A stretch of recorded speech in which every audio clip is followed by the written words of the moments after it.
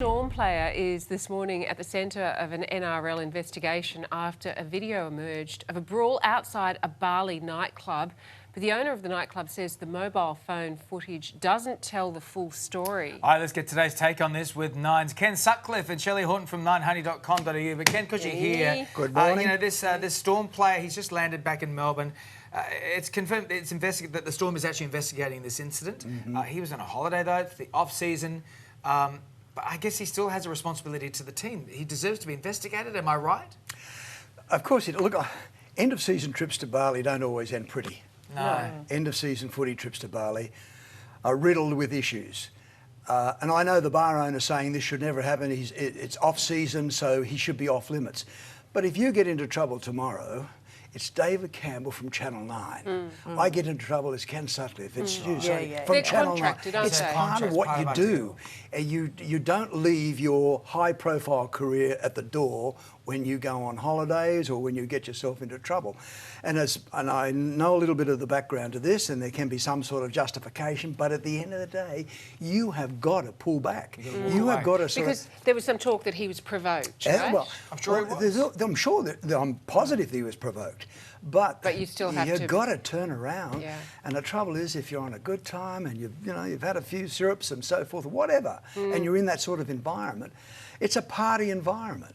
And footy teams go away to have a damn good knees-up time, and they think that nobody's going to notice. Well, they don't. Australians are everywhere. Yep.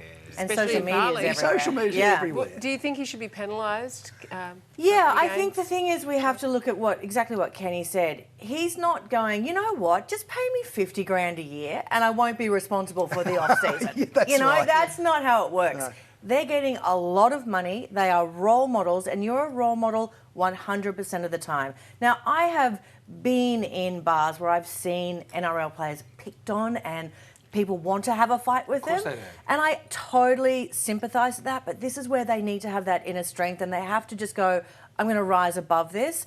And, in this case, if it was that his mate had been hit by a coward punch or something like that, I can imagine the emotion involved, but it should be maybe restrain the other person so that the police can then arrest them rather than a huge brawl like this. See, that's a sort of a team mentality that you take from, say, a team game, where when somebody gets into trouble on the football field, everybody rushes in to protect one another or whatever. So they take that sort of mentality in many ways into their day-to-day life. Well, it just doesn't work off the field. It just doesn't work. And there's no one there to police it immediately. Yeah, exactly. There's someone to police it immediately in the footy field. Yeah. Also making news, there are calls for all major cities in Australia to introduce a congestion tax.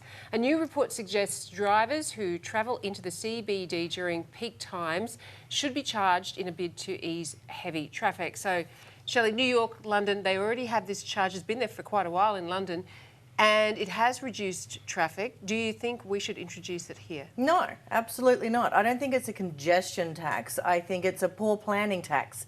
This is the government's responsibility to ease the pressure. We're doing it in Sydney with the light rail. That has taken so long. I lived in Sydney's CBD, right in the CBD for 3 years. So I know how hard it is to get in and out of the city, but it is also about planning, and people have to come into work. So they tried the cross-city tunnel in Sydney. Still hardly anyone uses it. I love using it because I get to go so quickly through it because it's almost empty. So I don't think charging people is going to be the answer. Well, Ken, what do you reckon is going to get people to get on the public transports, or when the light rail starts in the city, or on the trams in Melbourne? What do you think? Well, I just dislike Sydney's traffic for a start. I live in the country now, and they talk about the parking problems in Mudgee. Please. We're going to put a congestion tax in there. We've just got roundabouts, no traffic lights. But look, ever since I've sort of moved on, I catch the B1 yellow bus into town. It gets me in there every bit as quick as I can do it in a car. In a bus lane? Quicker. In the bus lane, comfortable, air-conditioned, sit down, do what I want to do.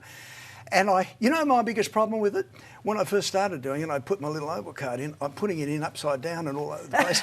and the bus driver looked at me and says, "You haven't done this before, have you?" Now I just get in there and I go, swipe. That's it. Bang. He's a pro. Purple pro. When we come back, the Australian businessman slamming millennials. Welcome back, everyone. Millennials are afraid of hard work, according to John Winning, Chief Executive of appliance retailer Winning Group. He says young people entering the workforce have a poor work ethic and unrealistic expectations of salary. Shelley Horton and Ken Sutcliffe are still here with us to discuss. Shelley, Winning says that once young kids have been trained up for a couple of months, they want a promotion, they want more money. What do you reckon? Is it poor management on their part, or like not managing their expectations, or are these kids entitled? So I am all about the millennial bashing normally. I am like, I had to work hard, I had to work for free, I had to, go get coffees, all of that sort of stuff.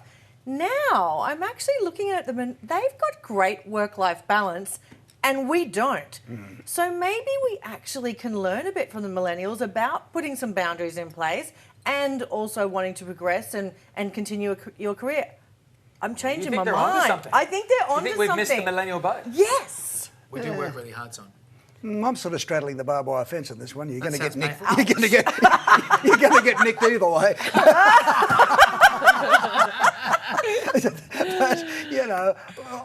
I have great experiences with a lot of young people. I really do, and particularly here. And I love it. And one of the great things that I enjoyed about working here, I never saw them as young and they never saw me as old. It was what was going on between the ears. Yeah. And I just see kids who work hard. Sure, I can show you some who don't work as hard as others, but I can always show you that. That's it. I don't know if it's a generation. Our generation has that too, So I got no problems with the young generation. I got a granddaughter's in the industry. She works like a navvy. I got a daughter who's who works in the industry, and she works and works. And all my kids work. And look, it's down to the individual, isn't it? Yeah. Look, and I see lots of good kids. It's not all bad news. No. Yeah, but what about Hugh Grant though? He's hurt his poor ears. He's gone to this movie. It's too loud for him in the cinemas nowadays. The actor went and saw the new film Joker on the weekend. He complained that his film was unendurable. He tweeted, "Am I too old or is cinema much too loud?" He's got the cat locks going here, Ken. He branded the film as pointless. He had to go to the cinemas themselves. Do you think movies are too loud, Ken? Hugh and I are not going to get on. All right. Oh. Because I just love it tweaked right up. Ooh. I really do like to hear my music at a certain decibel, like beyond hearing. Painful.